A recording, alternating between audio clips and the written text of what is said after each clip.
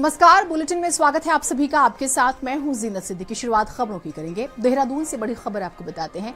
एक महीने में केदारनाथ यात्रा से 200 करोड़ का कारोबार होगा। होटल कारोबार से 100 करोड़, हेली सेवा से 35 करोड़ प्राप्त होंगे। खच्चर संचालन से 40 करोड़ 5 लाख रुपए की आय। टैक्सी संचालन से करीब 7 करोड़ रुपए अर्जित। डांडी कंडी से हुई 1 करोड़ से अधिक की आय। 2 मई के लिए खुले हैं बाबा केदार के कपाट। 2 मई से खुले हुए हैं। अब तक 7 लाख से ज्यादा तीर्थयात्री दर्शन कर चुके हैं। केदारनाथ यात्रा मार्ग पर हो रही है रोजगार में वृद्धि। यानी कि देखिए, बाबा केदार के द्वार खुले हैं तो उत्तराखंड क्योंकि 2 तरह से महत्वपूर्ण है। एक, प्रकृति का जब हम जिक्र करते हैं, नेचर, वहाँ की जो बनावट है, जो भौगोलिक स्थिति है, बेहद ही खूबसूरत है तो लोग घूमने के लिए जाते हैं। दूसरा, धर्म के पहलू से भी बेहद ही धार्मिक ये स्टेट है। तो दोनों ही पार्ट पर होता यह है कि रोजगार भी बढ़ता है, आय बढ़ती है अलग अलग तरीके से, चाहे वो खच्चर संचालन करने वाले हो जिनका रोजी रोटी उस पर निर्भर है, दूसरा, या फिर मंदिर दर्शन करने के लिए आप ट्रैवल जब आप करते हैं तो जो भी व्हीकल आप इस्तेमाल करते हैं, आप जिन होटल्स में रहते हैं, रिजॉर्ट्स में रहते हैं, जितने दिन आप वहाँ पर रहते हैं, तो जो टूरिस्ट होते हैं, जो दर्शनार्थी होते हैं, दर्शन करने वाले जो भक्त होते हैं, तो एक आय भी बढ़ती है उस स्टेट की। तो ये हम आपको एक जानकारी दे रहे हैं कि इस बार काफी आय बढ़ी है। और आलोक सेमवाल हमारे साथ, हमारे सहयोगी जुड़े हुए हैं। आलोक, पिछले सालों की तुलना में बेहतरीन रहा है और ये एक इशारा है कि प्रदेश सरकार की जो व्यवस्थाएं हैं वो लोगों को पसंद आ रही है। आप डिटेल साझा कीजिएगा, किस तरह से बहुत ज्यादा आय बढ़ी है, लोग खुश हैं? देखिए, अगर केदारनाथ धाम की हम बात करें तो 1 महीना ही केदारनाथ धाम को अभी खुले हुए जो है सुचारू हुआ है। इसके बावजूद अभी तक केदारनाथ धाम से लगभग 200 करोड़ की जो राजस्व है वो फिलहाल सरकार को प्राप्त हो चुका है। खासतौर पर सबसे ज्यादा राजस्व की बात करें तो आया है, ज्यादा होटल संचालकों में किया है। इसके अलावा ट्रैवल में जो है उसमें भी काफी पैसा आया है। जो वहाँ पर जुड़े खच्चर संचालक हैं उनके द्वारा भी काफी इस वक्त जो है बिजनेस किया गया। तो पिछले वर्षों की तुलना में अगर देखा जाए तो केदारनाथ से धाम जो राशि प्राप्त हुई है वो काफी बड़ी है इस संख्या में। हालांकि सबसे बड़ी बात जो ये भी निकलकर सामने आई थी कि जब भारत और पाकिस्तान के बीच में वॉर की स्थिति बनी हुई थी तो यात्रा पे फर्क पड़ा था। इसके अलावा जो है जब उत्तराखंड में कुछ इस तरह की प्राकृतिक आपदाएं आती हैं तो यात्रा पे फर्क पड़ता है।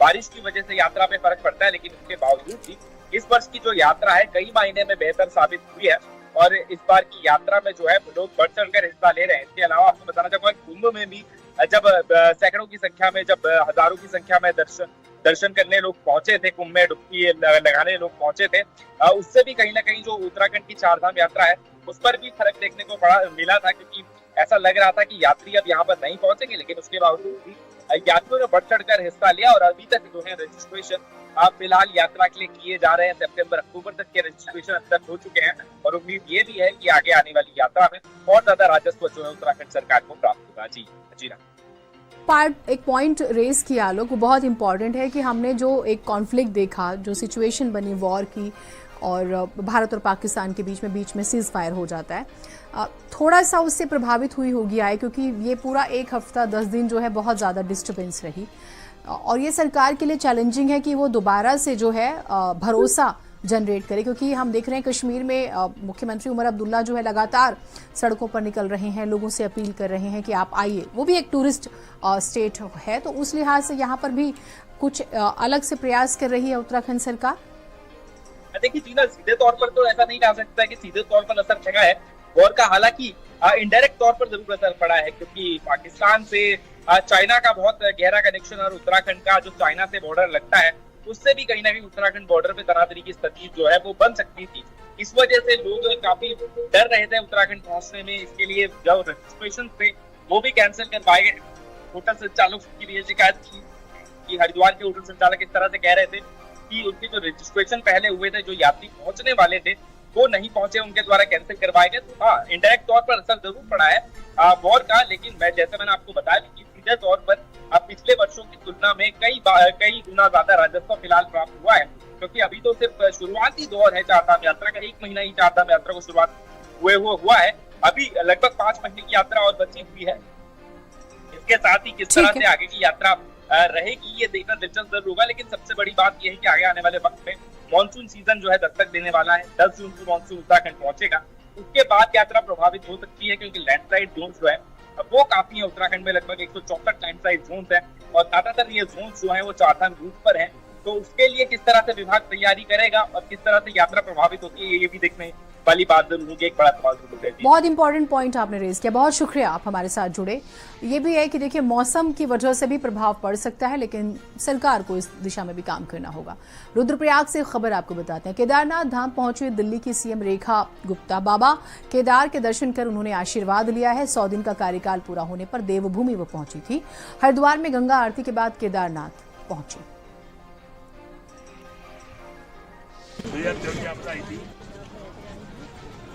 पत्थर के साथ पानी डाइवर्ट हो गया था।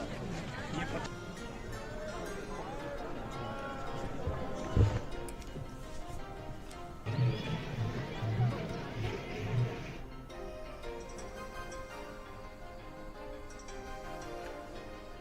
उत्तराखंड में आए दिन आपदा के हालात बने रहते हैं। ऐसे में धामी सरकार महिलाओं को आपदा सखी और पुरुषों को आपदा मित्र के रूप में ट्रेन करने का फैसला कर रही है। सीएम धामी के अनुसार आपदा सखी महिला सशक्तिकरण को लेकर सरकार की एक और कोशिश है। सीएम धामी के अनुसार इसकी वजह से उत्तराखंड में आपदा से निपटने के लिए एक और फोर्स तैयार हो जाएगी।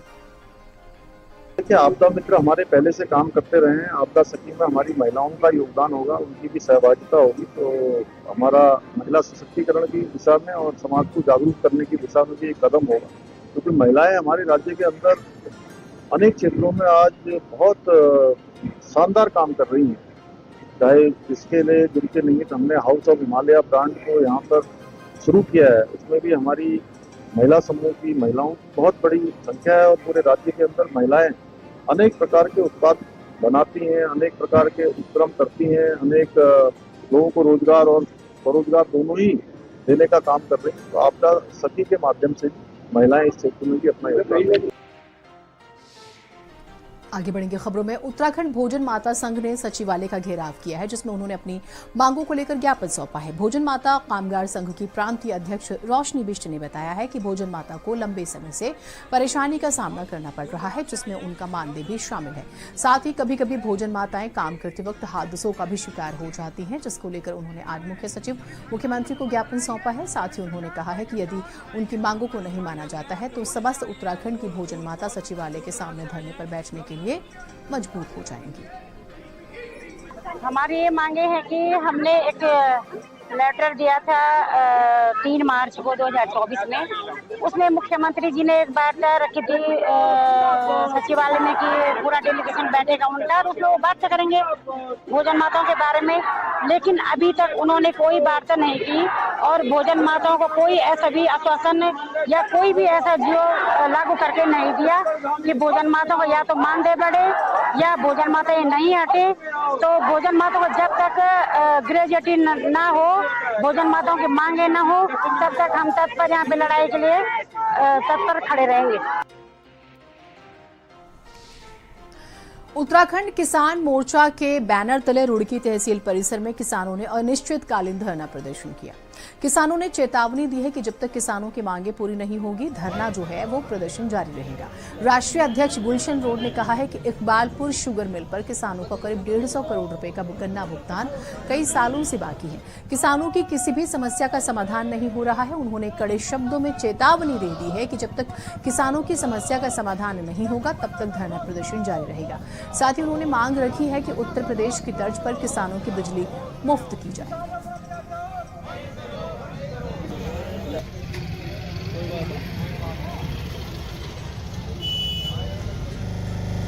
किसान मोर्चे का ये धरना तहसील परिसर में जो चल रहा है, इसमें एक तो इकबालपुर शुगर मिल का 150 करोड़ रुपए के लगभग किसानों का बकाया चला रहा है और लगभग 4-5-6 साल हो गए और सरकार के कान पर कोई जू नहीं रेंग रही और सरकार किसानों की तरफ कोई ध्यान नहीं कर रही। दूसरा, उत्तर प्रदेश की तर्ज पर किसानों के लिए बिजली मुफ्त करी जा।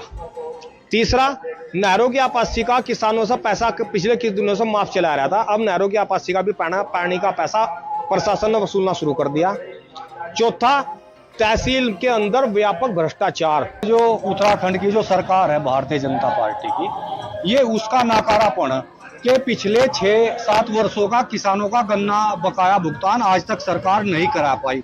सरकार ने हरिद्वार में एक राज्य मंत्री राज्यसभा सदस्य कल्पना सैनी है, सांसद यहाँ के त्रिवेंद्र सिंह रावत जी हैं, स्वामी यतीश्वरानंद जी जो जिम्मेदार व्यक्ति हैं इस जनपद की, जो बागडोर जिनके हाथ में, लेकिन कोई भी जनप्रतिनिधि किसानों का भुगतान कराने में रुचि नहीं ले रहा। अगर जनप्रतिनिधि हमारे विधायक और सम्मानित जो सांसद है ये रुचि लेते तो मैं नहीं समझता आज तक भुगतान वो किसानों का रुक जाता।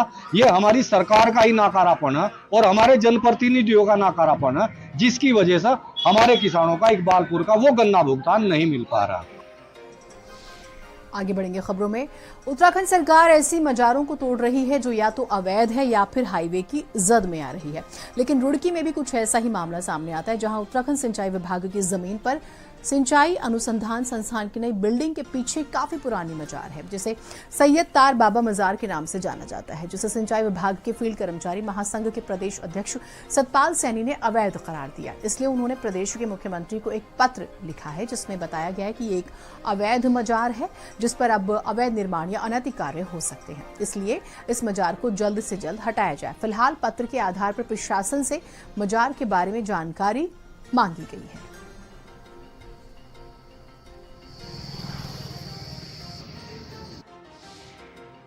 उन पीर की इतनी मानता है जिसकी कोई हद नहीं। वो सैकड़ों साल पुराना पीर है। वहाँ पे तो कोई ऐसा उसके बारे में कोई सोच ही नहीं सकता। उनकी इतनी आस्था है, दुनिया आती है वहाँ पे प्रसाद चढ़ाने। आज से नहीं 62 साल की उम्र मेरी हो रही है, मैं खुद देख रहा हूँ इस चीज़ को मैं खुद देख रहा हूँ। और उनके बारे में तो कभी कोई उंगली भी नहीं उठा सकता। उनके बारे में गलत सोचना तो बहुत ही बड़ी बात है। जिस भाई ने भी शिकायत की है बिल्कुल गलत शिकायत दी है। वो अपने बारे में सोचा कि मतलब कि शिकायत करने वाला वो क्या होगा, क्या होगी। वो पीर साहब हैं और तार वाले सैयद हैं, वो तो खुद पकड़ लेंगे उनसे जाकर कि तेने मेरे बारे में ऐसा सोचा तो सोचा क्यों। द्वारा शिकायत की गई है। शिकायत वो माननीय मुख्यमंत्री जी ने एक मुहिम चला रखी है। जितनी भी सरकारी ज़मीन वन विभाग की हो, फॉरेस्ट की हो या सिंचाई विभाग की ज़मीन हो, उस पर कोई भी अवैध मजार बनी हुई हो जिसमें किसी मजार का कोई भी उसमें अवशेष ना पाए जाए, उस मजार को ध्वस्त कराई जाए। वो तो उसमें जांच का विषय है। वो मजार वैसे ही बना रखी है या किसी के अवशेष है उसमें अंदर क्या है, वो तो उसमें ये है। ये अपने एक धर्म को देखते हुए हाँ भाई हमारी सरकारी संपत्ति है, हम इस सिंचाई विभाग का नमक खा रहे हैं, सिंचाई विभाग की ज़मीन पे कोई अवैध वो ना चला, इसलिए मेरे द्वारा शिकायत की गई है। वो बाकी जांच का विषय है। शासन प्रशासन जांच करेगा, जो भी उसमें सही पाया जाएगा उसको अलम करेगा। जो मजार की बात है हमने चेक करवाया था, तो सिंचाई विभाग की ज़मीन पे मजार बनी हुई है। उस संबंध में सिंचाई विभाग के द्वारा संबंधित को नोटिस जारी किया गया है और जैसे उसका समय पूरा हो जाता है नोटिस का, उसके बाद देखते हैं उनका क्या रिप्लाई आता है। उसके बाद अगर वो नियम विरुद्ध उसका संचालन हो रहा होगा तो नियम अनुसार जो कार्रवाई है वो की जाएगी। तो हम जांच के चेक करेंगे कि ऐसी क्या स्थिति है, लेकिन यदि वो अवैध संचालन हो रहा होगा सरकारी ज़मीन पर बना के अगर किया जा रहा होगा तो उसमें निश्चित तौर पर कार्रवाई की जाएगी। हरिद्वार जिलाधिकारी कर्मेंद्र सिंह के निर्देश पर हरिद्वार जिले भर में पंचायत भूमि से अतिक्रमण हटाने की कार्रवाई जारी है। ताजा मामला रोशनाबाद का है, जहां एक कॉलोनी पर उप जिलाधिकारी जितेंद्र कुमार द्वारा की गई कार्रवाई से कॉलोनाइजर भड़क उठे हैं। कॉलोनाइजर कलेक्ट्रेट भवन पहुंचे और एसडीएम से मुलाकात कर अपनी नाराजगी जताई। कॉलोनाइजरों का आरोप ये है कि प्रशासन केवल एक कॉलोनी को टारगेट कर रहा है, जबकि रोशनाबाद के सूर्यनगर समेत कई कॉलोनियों में भी पंचायत भूमि पर अवैध निर्माण हो रहा है, लेकिन वहां कोई कार्रवाई नहीं की जा रही। कॉलोनी के लोग कहते हैं, चेतावनी देते हैं कि अगर प्रशासन का रवैया ऐसा ही रहा तो वो जल्द ही मुख्यमंत्री से मुलाकात करके ज्ञापन सौंपेंगे। आप सब लोग जानते हैं कि पिछले कई वर्षों से लगातार जो है प्रशासन या अन्य जो सरकारी विभाग हैं वो लगातार टारगेट करने का काम कर रहे हैं। आज भी एक प्रशासनिक अधिकारी का मेरे पास फोन आया था सुबह कि भाई आपके जो ज़मीन है उसके क्रय विक्रय का जो है रोक लगाई जा रही है। मैंने उनसे कहा भाई आपने कई बार नाप लिया ज़मीन, मेरी उन्हीं के द्वारा बताई हुई बात है कि मेरी लगभग 3 बीघा ज़मीन मौके पे उस नंबर में कम हो रही है। देखिए ये कुछ कॉलोनाइजर थे जिनके द्वारा कुछ ग्राम समाज की ज़मीनों पे और खालों की ज़मीनों पे कब्जा किया गया था। इसको नियमानुसार जांच करके हमने कब्जा भी हटवाया था। उसी को लेकर उनका ये कहना था कि कुछ और जमीनें भी हैं जहाँ पे कब्जे हुए, तो उनकी भी जांच हम कर रहे हैं और नियमानुसार उनसे भी कब्जा हटाया जाएगा। क्या कुछ लिखित में ऐसे शिकायत दी किया गया उनके बाकी के भी ये बात कही जा रही थी कि देखिए उनके द्वारा ये कहा गया, लेकिन उनके द्वारा लिखित में कुछ भी नहीं दिया गया है, लिखित कुछ भी नहीं दिया गया। आगे बढ़ेंगे खबरों में। पौड़ी में आयोजित हो रहे जय कंडोलिया पौड़ी महोत्सव पर कांग्रेस की जिला उपाध्यक्ष यशोदा नेगी ने सवाल खड़े किए। कांग्रेस कार्यालय में प्रेस वार्ता करते हुए यशोदा नेगी ने आरोप लगाया है कि वर्तमान नगर पालिका अध्यक्ष द्वारा कंडोलिया पूजा को हाईजैक करने की कोशिश की जा रही है। इसके साथ ही उन्होंने पौड़ी में आयोजित हो रहे महोत्सव में गढ़वाल रत्न नरेंद्र सिंह नेगी और लोक गायक अनिल बिष्ट की अनदेखी का आरोप नगर पालिका अध्यक्ष पर लगाया है।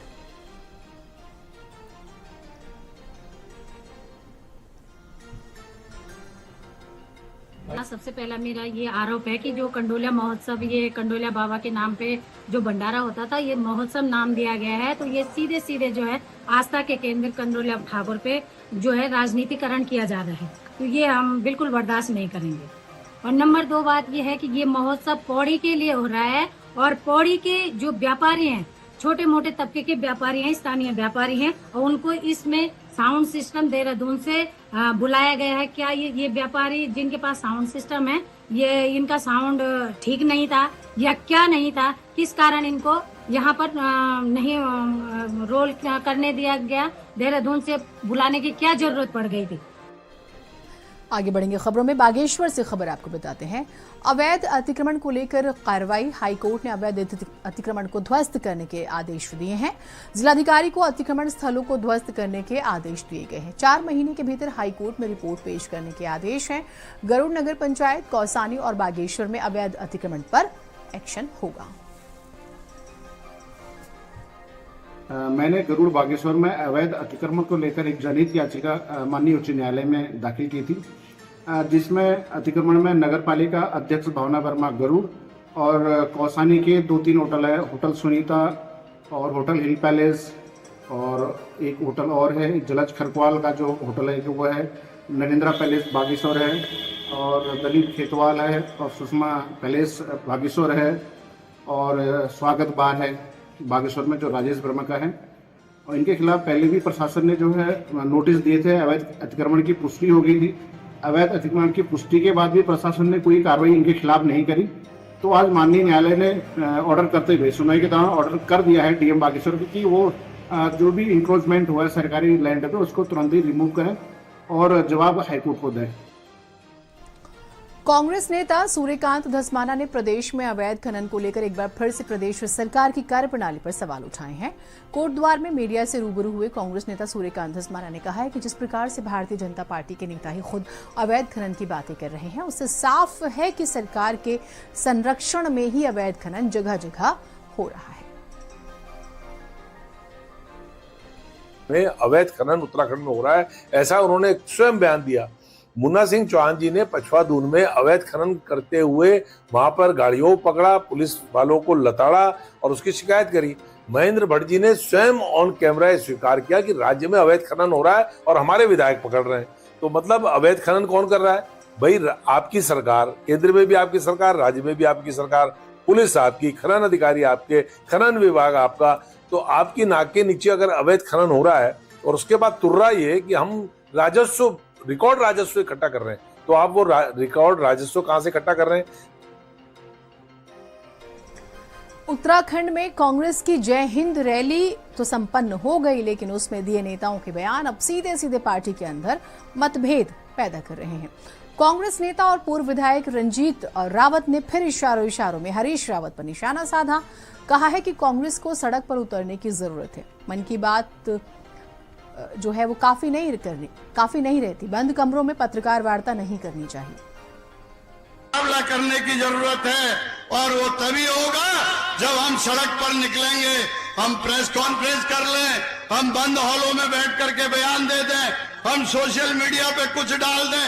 मन की बात, तन की बात, काफल की बात या हिसालों की बात, उससे कुछ नहीं होने वाला है। सड़क में निकल करके संघर्ष करना पड़ेगा।